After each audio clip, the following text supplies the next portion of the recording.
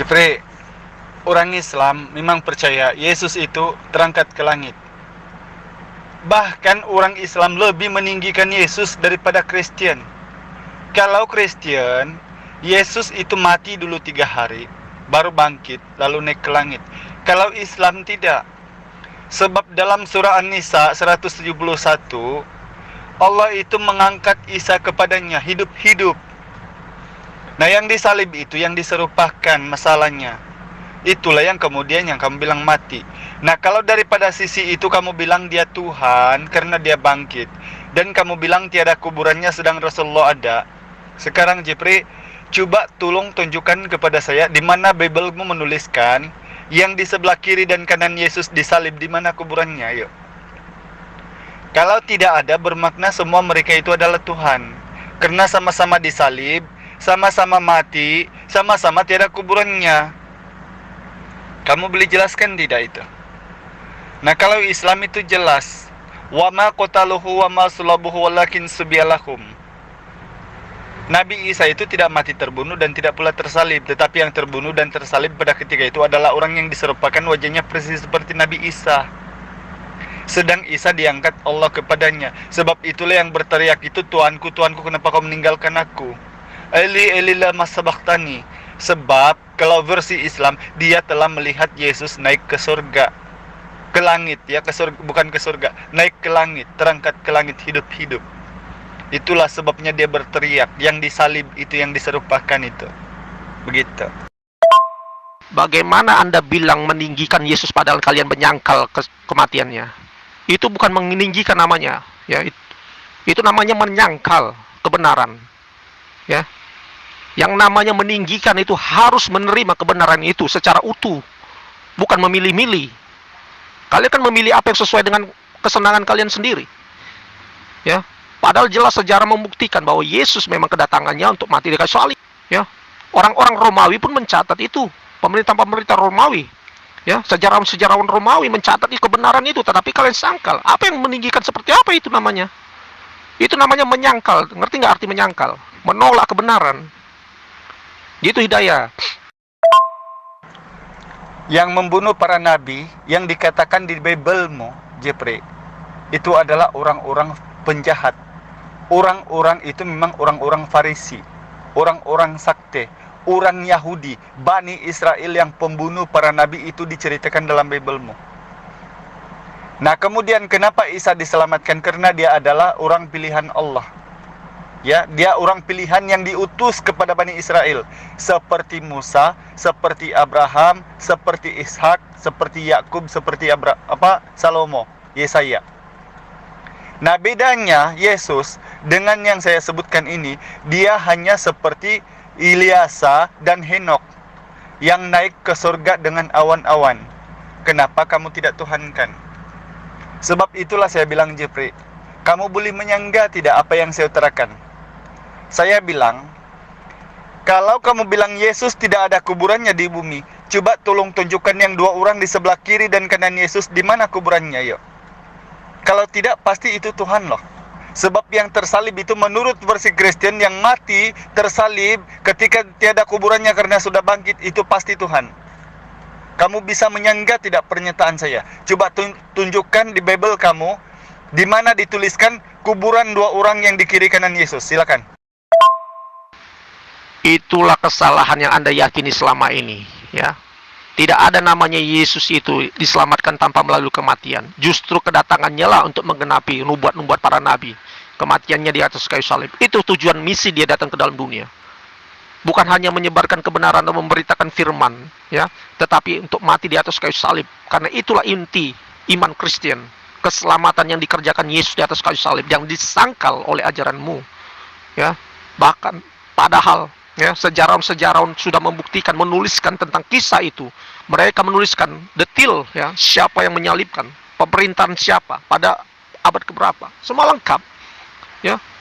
Datang ujuk-ujuk 600 tahun kemudian, ya, mengubah sejarah, memutarbalikkan fakta, ya, memberitakan kebohongan, hoax kemana-mana, supaya orang-orang apa? Supaya orang-orang tidak mengenal kebenaran, tidak diselamatkan melalui Yesus. Itu intinya.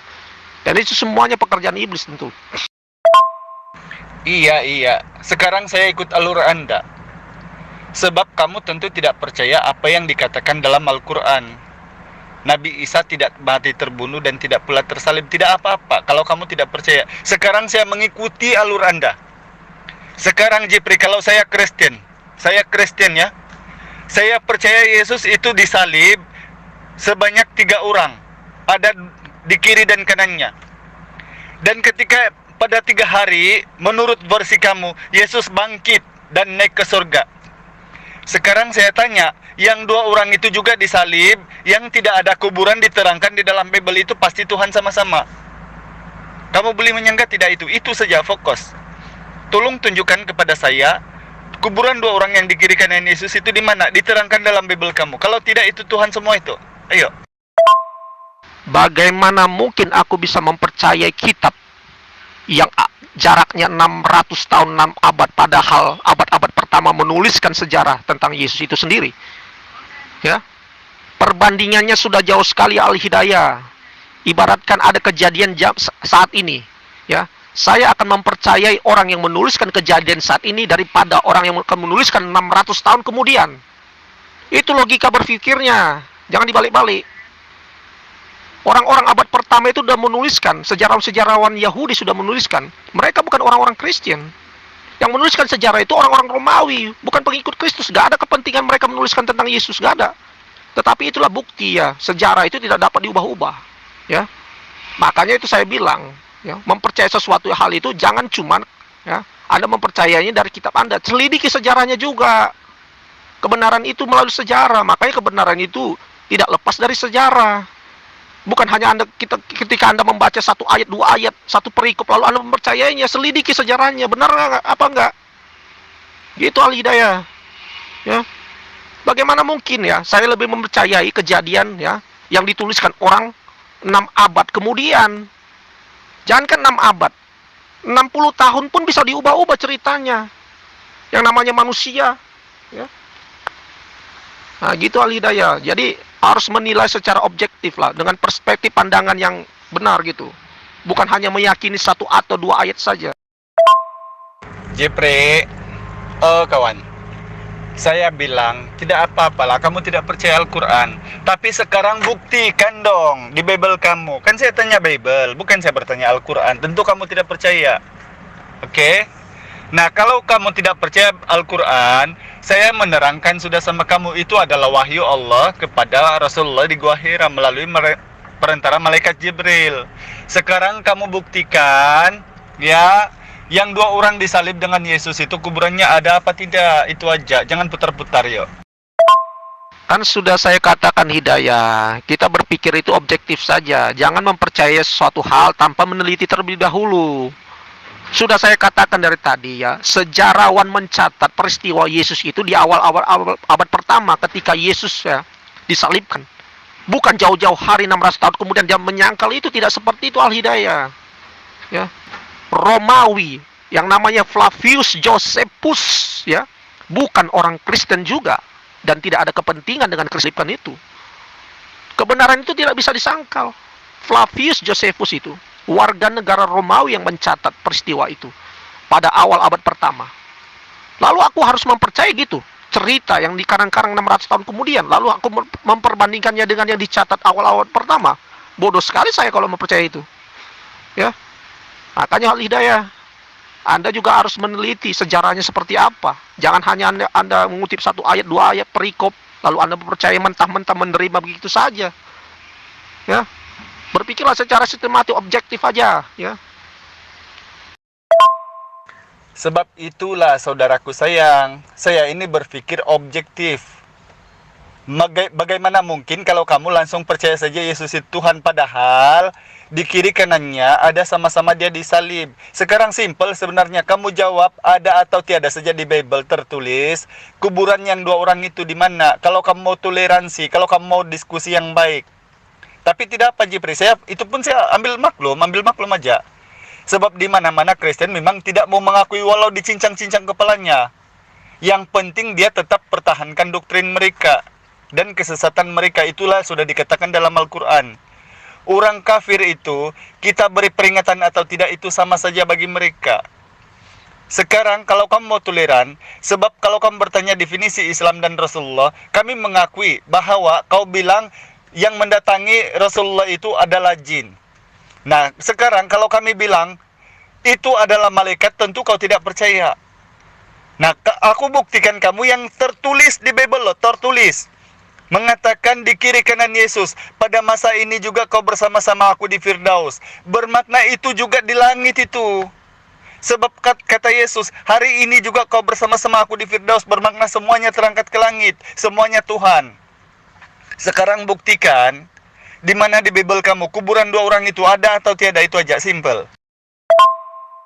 Saya hanya mengajak Anda berpikir secara logis gitu, ya. Ukurannya sejarah itu sendiri, Hidayah. Jadi sumbernya bukan hanya dari Bible, tetapi sumber sejarah itu di luar Bible, bahkan ditulis orang-orang yang bukan Kristen juga. Artinya mereka benar-benar mengakui peristiwa itu. Dan itu tidak bisa ditolak, tidak bisa disangkal. Kalau ada yang menyangkal sejarah, berarti itu kebohongan. Ibaratkan gini aja, Hidayah, ya. Ibaratkan, saya kasih contoh aja. Indonesia merdeka dinyatakan 17 Agustus 1945. Naskahnya dituliskan, ya, beberapa hari sebelumnya. Dituliskan. Ya, saya beri contoh aja. Ya. Lalu datanglah naskah yang berbeda, ya, 60 tahun atau 100 tahun kemudian. Ya.